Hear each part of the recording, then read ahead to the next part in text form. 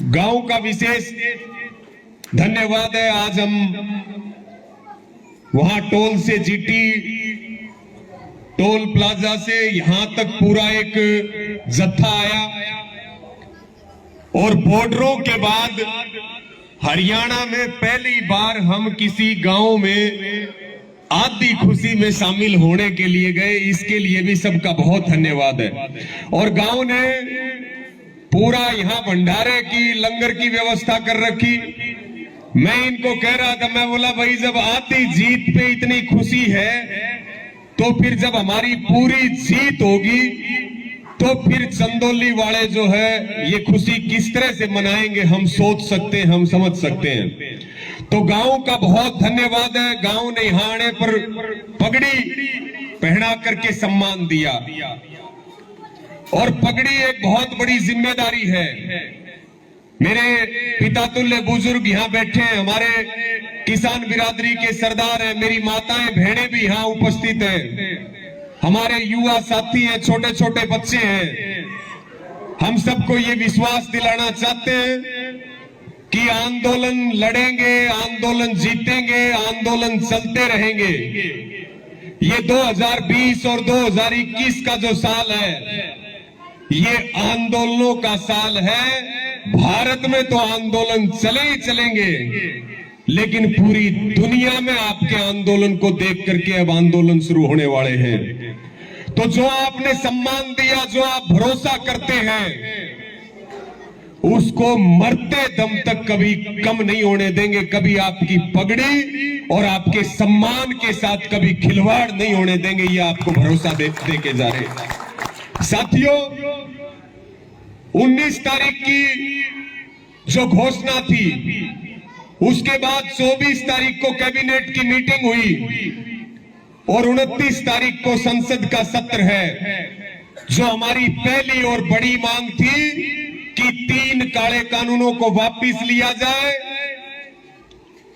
आज हम ये न्यूज में पढ़ रहे थे कि उस विधेयक के अंदर सरकार ने ये चीज लिखी है कि कानून किसानों के और देश के हित में थे, लेकिन बहुत कम किसानों के विरोध के कारण, एक तबके के विरोध के कारण हम कानूनों को वापस ले रहे हैं।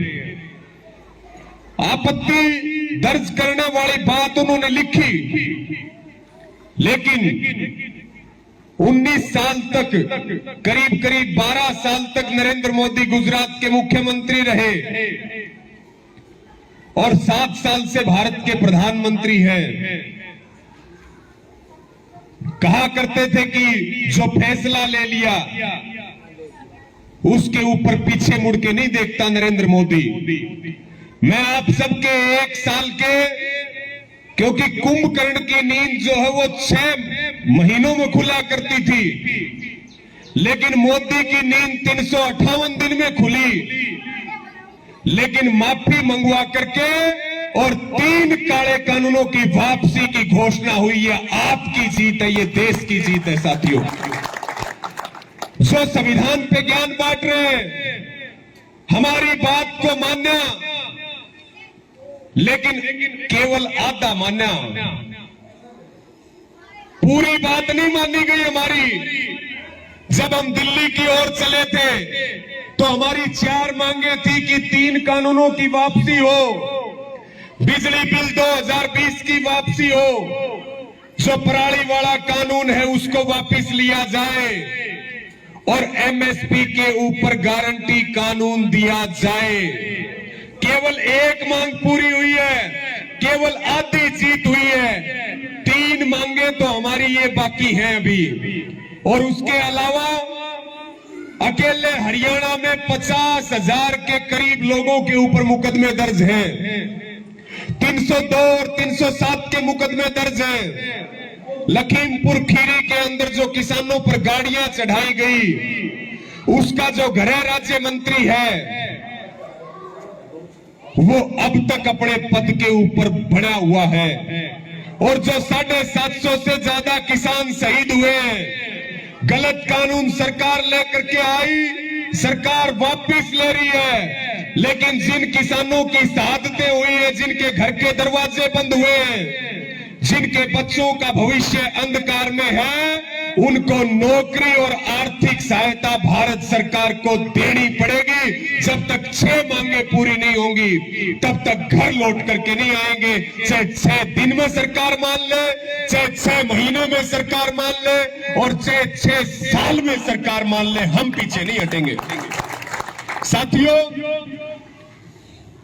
अलग अलग लोग बयान दे रहे हैं, केंद्रीय कृषि मंत्री बयान दे रहे हैं कि प्रधानमंत्री की बात का सम्मान करो और घर लौट करके चले जाओ। 3 कानूनों की वापसी की घोषणा हो चुकी है। प्रधानमंत्री ने अपना सम्मान खुद खोया है। देश ने चाय बनाने वाले को, किसान ने चाय बनाने वाले को प्रधानमंत्री की कुर्सी पे बैठाया, हमने सम्मान बढ़ाया। उन्होंने क्या किया? झूठ बोला। कानूनों की वापसी की घोषणा के बाद भी देश के लोगों को प्रधानमंत्री की बात पे भरोसा नहीं है। लोग कह रहे हैं कि 15 लाख भी देने की बात हुई थी, 2 करोड़ रोजगार भी देने की बात हुई थी, किसानों के कर्जे की मुक्ति की भी बात हुई थी, हवाई चप्पल वाले को हवाई जहाज में बैठाने की बात हुई थी, पेट्रोल 50 रुपए, डीजल 50 रुपए लीटर देने की बात हुई थी, डीजल 40 रुपए लीटर देने की बात हुई थी, और ना जाने कितने वादे, बेटी बचाओ बेटी पढ़ाओ, सबका साथ सबका विकास, और अब अच्छे दिन आएंगे। कोई भी काम नहीं हुआ। देश के प्रधानमंत्री ने अपना विश्वास खुद खोया है। ये बहुत शर्म की बात है कि प्रधानमंत्री की बात पे देश के लोगों को, किसानों को भरोसा नहीं है, उनकी बात पे भरोसा नहीं है। तो तोमर जी ये कह रहे कि घर चले जाओ और प्रधानमंत्री की बात का सम्मान करो। हम उनको ये कहना चाहते हैं कि प्रधानमंत्री की भी जिम्मेवारी है कि वो देश के किसानों का सम्मान करे। अगर आपको घर भेजने की जल्दी है तो जो हमारी 6 मांगे हैं उनको 6 घंटे में पूरा कर दो। हमें कोई शौक नहीं है सड़कों पे बैठने का। हम भी 6 घंटे में लौट करके अपने घर चले जाएंगे और अपने खेतों में काम करेंगे। ये बात भी आपको कह रहे। साथियों, हरियाणा के मुख्यमंत्री विधानसभा में चिल्ला चिल्ला करके कहते थे कानून कभी वापिस नहीं हुआ करते, कानून वापिस नहीं होंगे। खट्टर के मुंह पर आपने तमाचा मारने का काम किया कि कानून वापिस हो सकते हैं। अब फिर खट्टर कह रहे हैं कि एमएसपी पे कानून नहीं बनेगा। हमें मान लेना चाहिए कि एमएसपी पे कानून पक्का बनेगा, क्योंकि खट्टर जो कहे उससे उल्टा बनने लग रहा है सारा काम। प्रधानमंत्री कहते हैं एमएसपी थी, एमएसपी है और एमएसपी रहेगी, तो फिर कानून बनाने में दिक्कत क्या है? सरकार कहती है एमएसपी से ज्यादा किसानों को उनकी फसल का मूल्य मिल रहा है, तो फिर एमएसपी का कानून बनाने में दिक्कत सरकार को क्या है वो बताए। एमएसपी का कानून बनेगा, किसान के घर में समृद्धि आएगी, देश की जीडीपी बढ़ेगी, सारे वर्गों को जो है ताकत मिलेगी। किसान इस देश की आत्मा है। जो घंटी हमारे गले में सरकार ने बांधी थी अब तो केवल वो निकली है, मिला कुछ नहीं। 1 साल से घर छोड़ा, अपने परिवार के लोग खोए, जेड़े काटी, लाठियां डंडे खाए, सिर फुड़वाए हमारे बुजुर्गों ने, मुकदमे दर्ज करवाए, हमारी मां बहन बेटियों के ऊपर 307 के पर्चे दर्ज हुए। इस सरकार में हमें मिला कुछ नहीं। ये हमारी बहुत पुरानी मांग है। हम चाहते हैं महाराष्ट्र के किसान को भी न्याय मिले, आसाम के किसान को भी न्याय मिले, दक्षिण भारत के किसान को भी न्याय मिले। केवल बातचीत से हल निकलेगा। केंद्र की सरकार इस बात को कान खोल के सुन ले, इस देश में कोई राजा का शासन नहीं चलता है कि टीवी के ऊपर बोलोगे और किसान अपने घर चला जाएगा। टेबल के ऊपर बैठ करके बात करनी पड़ेगी संयुक्त किसान मोर्चा से, तब जाकर के समाधान निकलेगा, नहीं समाधान नहीं निकलेगा। सम्मान के साथ जाएंगे। साथियों, यह आंदोलनों का महाआंदोलन है। जो लोग निराश हो चुके थे कि अब देश में आंदोलन नहीं हो सकते, इस आंदोलन ने उनको एक नई ताकत दी है कि धैर्य के साथ, अनुशासन के साथ, शांति के साथ, हौसलों के साथ, संघर्ष के साथ आंदोलन लड़े भी जा सकते हैं और आंदोलन जीते भी जा सकते हैं। अभी 30 नवंबर से बैंकों को बचाने का आंदोलन शुरू हो रहा है। बैंकों को बेच रही है मोदी सरकार, उसको बचाने का आंदोलन शुरू हो रहा है। बैंक वाले कह रहे हैं कि जब किसान 3 कानून वापस करवा सकते हैं तो हम भी बैंकों को बेचने से बचा सकते हैं, और वो भी दिल्ली की ओर, दूर दराज के राज्यों से बसों में बैठ करके निकल दिए हैं। अब आंदोलन चलेंगे। ये जो सरकार झूठ बोल करके सत्ता में आई है, अब गुंडागर्दी किसी कीमत पर नहीं चलेगी। पहले तो मोदी का हिसाब करना है और दिल्ली में पूरी जीत दर्ज करनी है, और उसके बाद जो है, मैं तो कह रहा था कि हरियाणा की सरकार भी 2 खतरनाक कानून लेकर के आई। खट्टर सरकार को बार बार कह रहे कि हमारी बात सुन ले, नहीं तो हम दिल्ली से जब जीतेंगे तो घर जाने की बजाय हम जो है ना अपने टेंट तंबू चंडीगढ़ की तरफ जाकर के लगा लेंगे। ये बात खट्टर सरकार को पता होनी चाहिए। 2 काले कानून लेकर के आए। एक आपको पता है संपत्ति क्षतिपूर्ति विधेयक, हरियाणा में आंदोलनों को तोड़ने के लिए, लोगों को डराने के लिए।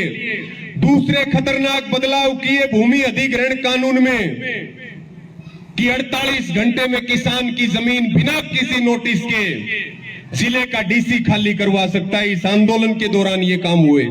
इस आंदोलन के दौरान देश बेचा जा रहा है। इस आंदोलन के दौरान संस्थाएं बेची जा रही हैं, सारी चीज बिक रही है। एयरपोर्ट बिक गए, एयरलाइंस बिक गई, नए नए बना रहे हैं और बेचते जा रहे हैं। इसलिए मैं आपको कह रहा साथियों, ये केवल आधी खुशी है, आधी जीत है। अब आगे की जीत के लिए ये केवल अंगड़ाई है, लड़ाई अभी बाकी है। पूरी हिम्मत के साथ लड़ते रहो। ये जो गुजराती गुंडे इस देश के अंदर आए हैं, इस बीजेपी और इस आरएसएस को खड्डा खोद के दफन करना पड़ेगा, और इस मोदी और अमित शाह का पुंजड़ पाड़ के इनको वापस गुजरात भेजना पड़ेगा। जब जाकर के देश बचेगा, नहीं देश नहीं बचेगा। हरियाणा का जो संयुक्त किसान मोर्चा है, अभी वो मुख्यमंत्री को पत्र लिख रहा। कल मीटिंग थी कि भाई अगला फैसला 4 तारीख को लेंगे, 4 दिसंबर को, क्योंकि 29 तारीख से संसद शुरू हो रही है। टाइम देना बहुत जरूरी है सरकार को, नहीं तो ये लोग भ्रम फैलाएंगे। जब एमएसपी के ऊपर फैला रहे, सोशल मीडिया में कह रहे हैं कि बीजेपी की आईटी सेल की एमएसपी का कानून बन गया तो देश में आर्थिक तंगी हो जाएगी, सब कुछ बर्बाद हो जाएगा, महंगाई आसमान में चली जाएगी। ये बात फैला रहे बीजेपी के लोग। जितने हमारे यहाँ युवा साथी हैं जिन्होंने भगत सिंह जैसा योगदान इस आंदोलन के अंदर दिया है, आपकी जो ये इनकी बीजेपी की आईटी सेल है, अपनी किसान आईटी सेल चलाओ और इनको मुंह तोड़ जवाब दो। लड़ाई हमारी आमने और सामने की है। किसान ना कभी हारा ना कभी हारेगा। हमारे ही परिवार के बच्चे बॉर्डरों के ऊपर हैं, हमारे ही भाई बहन खेल के मैदान के अंदर है और हम ही खेत के अंदर है। ये देश हमारा है, ये देश मोदी का नहीं है। ये बात उनको कान खोल करके सुन लेनी चाहिए। गुंडागर्दी नहीं चलेगी देश में।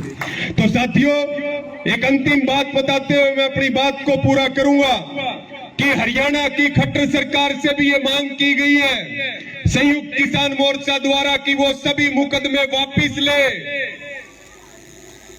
और 1 करोड़ रुपए की आर्थिक सहायता, सरकारी नौकरी जो हरियाणा के किसान शहीद है उनको दे। आपको ध्यान होगा टिकरी बॉर्डर पे कसार गांव में एक साजिश हुई थी।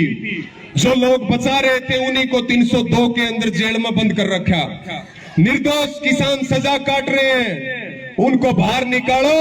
और ये जो भूमि अधिग्रहण कानून है और ये जो संपत्ति वाला कानून है, इसको वापस लो और शहीदों का स्मारक स्थल बनाने के लिए जगह दो। नहीं तो पहले मोदी तक सुलटेंगे और उसके बाद खट्टर तक भी सारा हिसाब करेंगे। घर नहीं बैठेंगे, ये बात इनको बता देते हैं, घर बैठने वाले नहीं है। और साथियों याद रखना, आपको भूलना मत कुछ भी। इन 700 किसानों की शहादत जो इन्होंने हमें बोला है, पाकिस्तानी का है, खालिस्तानी का है, आतंकवादी का है, हमारे बुजुर्गों के सिर फोड़े, हमें शरणार्थी बना करके सड़कों के ऊपर बैठाया है।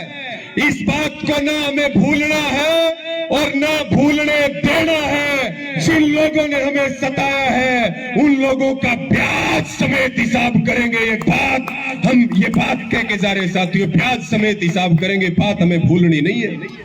आप सबका बहुत धन्यवाद है। लगातार टोलों पे भी धरने चलाने, लगातार राशन भी भेजना है। जंग अभी जारी है। अब एमएसपी की बारी है और एमएसपी नहीं तो आंदोलन। वही अब तो आंदोलन चलाने की आदत होगी, हमें आंदोलन चलाने की आदत होगी। राजनीति करने से हमारा भला नहीं होगा, किसान का भला होगा अपने खेत में काम करने से और आंदोलन करने से। एक पैर तो रखा करो खेत में और एक पैर रखा करो आंदोलन में। कोई सरकार आपके साथ अत्याचार नहीं कर सकती, कोई सरकार आपके साथ गलत नहीं कर सकती। और इस भाईचारे को बना के रखो और इन नेताओं के आगे पीछे घूमना छोड़ दो, इनके आगे पीछे घूमना छोड़ दो, इनको माला पराना छोड़ दो, इनको दूध पियाना छोड़ दो। हमने इनकी इतनी सेवा करी, हमने अपने बटे हुआ की भी कभी इतनी सेवा नहीं करी। हम भी किसी का ब्याह रखे, हमारा भी कोई ब्याह रखे आज तक करी हो तो बताओ। इनकी गुद्दी इतनी मोटी हो रही।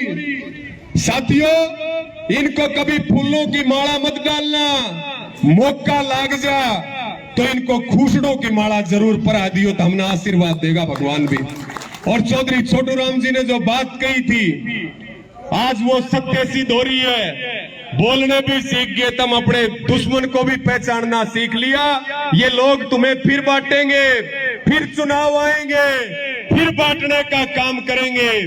बटना मत, टूटना मत, मजबूती के साथ 36 जात का भाईचारा कंधे से कंधा मिलाकर के अपने पेट की, अपने बच्चों की, देश को बचाने की लड़ाई लड़ते रहो। जीत हमारी होगी, जीते हमगे। पूरी तैयारी करो, पूरी ताकत के साथ लड़ो। आप सबका बहुत धन्यवाद, बहुत आभार। एक नारा मेरे साथ लगा देंगे, किसान मजदूर एकता जिंदाबाद। सबके हाथ उठे, कुछ पीछे बैठे, दाएं बाएं बैठे, सारे भाई जो है पूरी ताकत के साथ। अभी हमारे भाई अभिमन्यु अपनी बात रखेंगे और उसके बाद खान पीन का भी पूरा यहाँ लंगर का सिस्टम कर रखा। तो सारे बैठ जाओ आकर के और मजबूती के साथ दोनों हाथ उठा करके मुट्ठी बंद करके नारे लगा दो, किसान मजदूर एकता जिंदाबाद, किसान मजदूर एकता जिंदाबाद, हमारी एकता जिंदाबाद, हमारा भाईचारा जिंदाबाद। जो किसानों से टकराएगा, जो किसानों से टकराएगा, मोदी सरकार मुर्दाबाद, खट्टर सरकार मुर्दाबाद, हमारा भाईचारा जिंदाबाद। जय जवान, जय जवान। बहुत बहुत धन्यवाद।